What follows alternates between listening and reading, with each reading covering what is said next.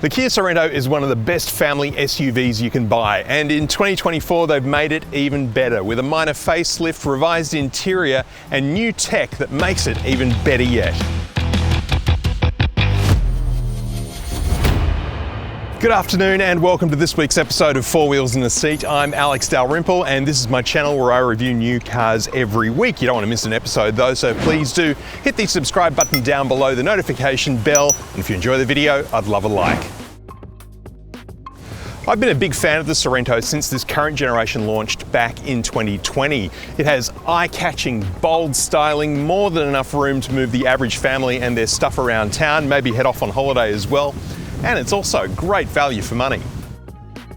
And now Kia have improved this car's already good looks by bringing it into line with the EV9 and changing the front end here by including this nice pencil-thin LED driving light that does double duty as a sequential turn indicator.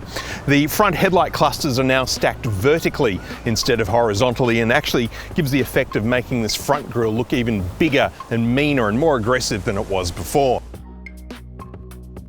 In profile, the Sorento looks much the same as it did before. That's not a big problem because it looks good. 20-inch alloy wheels have been redesigned, they're nice, and the full-length panoramic sunroof here I'm a huge fan of. It is just awesome. The back of the Sorento looks much the same as it did before, although the rear light clusters have been joined up at the top here with some new LEDs. They sort of form a bit of a horseshoe shape. The fake exhaust details that were on the lower bumper in the previous version of this car have gone. They were unnecessary to begin with in the first place. This car is a top-spec GT-Line, so it is all-wheel drive. So we've got the 4X there to indicate that. Under the powered tailgate is a stack of storage space. This is a 7-seater, so if you need to carry some additional small humans in the third row, you can do that. With all 3 rows of seats up, you've got 179 litres of space, and with the back 2 rows of seats down, 1,996 litres of room. This particular Sorento is a top-spec GT-Line diesel, meaning it comes with a 2.1 litre 4-cylinder turbo diesel engine that outputs 148 kilowatts of power and 440 newton meters of torque. All Sorentos, whether they're powered by petrol or diesel, have a 2-ton braked towing capacity.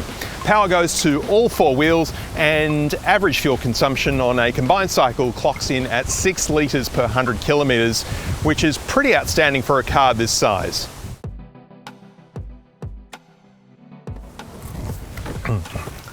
The interior of the Sorento has had a bit of a facelift as well. It's been cleaned up and smoothed out and still has a great mix of materials, making it feel just a little bit luxe. So we've got soft touch up here on top, some harder plastics that are silver coloured sort of moving down here, and then it gets a bit dark and scratchy underneath that, and there's a lot of piano black here which can scratch easily in the middle.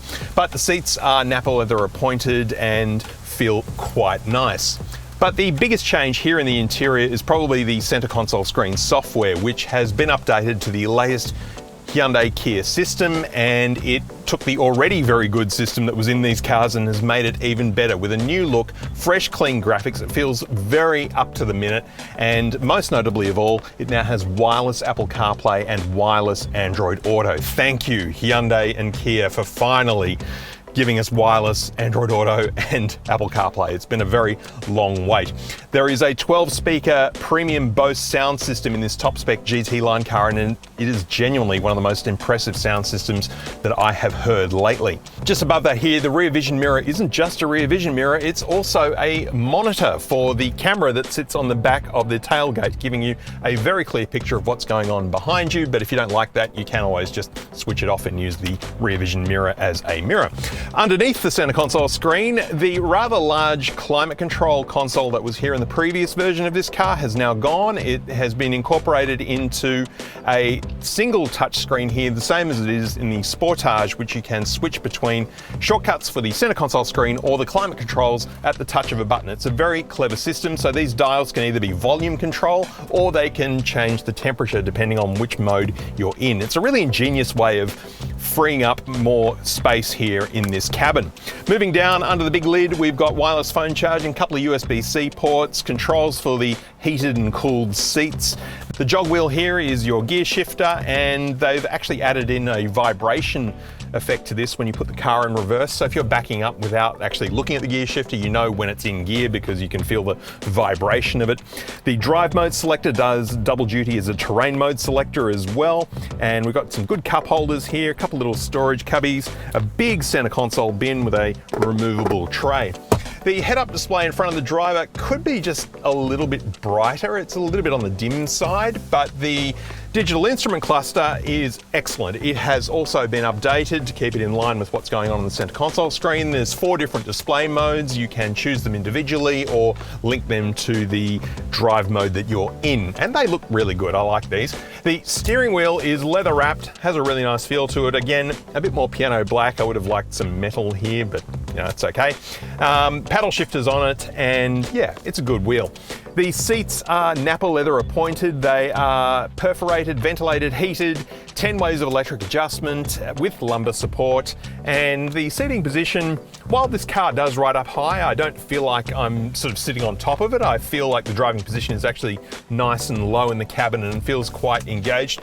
But the only problem is that with this giant bonnet that just kind of falls away like a cliff at the front there, you really can't clearly see what's going on when you're maneuvering through a tight car park or a getting into a tight spot. It's actually just a little bit tricky. I'm sure that if you've had this car for a while, you'd kind of get used to its size, but when you've only been driving it for a few days, it's a little bit hard to know exactly what the dimensions are. So you do find yourself sort of relying on the image from the cameras that are all dotted around the outside of this car to know exactly what's going on. But overall, it is a very nice cabin to be in, especially with the panoramic sunroof. It's nice and light and bright, and the thought of doing a long road trip with family in this car is not a scary thought at all. Well, it's going to come as a shock to exactly no one that Kia's largest SUV has plenty of room in the back. I'm 190 centimeters tall behind my own seating position, and this seat is actually a little further back than it would normally be if I was sitting in it, because these seats move backwards and forwards once you get out of the car, and I still have loads of room here. So yeah, no problem with knee room whatsoever. No problem with headroom either. Plenty of room there. The headrest is digging into my back a little bit, so I'll just lift that up. And the Napa leather appointed seats back here are also very comfortable as well. They are heated here on the outboard seats. There is also a sunshade and an armrest with cup holders and a beautiful view through the panoramic sunroof. So I think with all of those things, plus the USB-C ports in the backs of the front seat, your family will be well entertained and quiet, most importantly, on a long road trip here in the back of the Kia Sorento. So one of the more interesting things about this car is that it has a diesel engine, which in and of itself is not that interesting, but it's very quiet, and I didn't actually really pick it as being a diesel until I actually looked it up a short time afterwards, because it just doesn't really quite have that sort of tractor, piece of farm machinery kind of noise that you associate with a lot of diesels. But on the flip side, there is a lot of low-end torque. Put your foot down and we just shoot up this hill, and the car performs really, really well, especially considering its size. I mean, this is a pretty large SUV. Drive modes, well, we have a few. There is normal, eco, sport, and smart.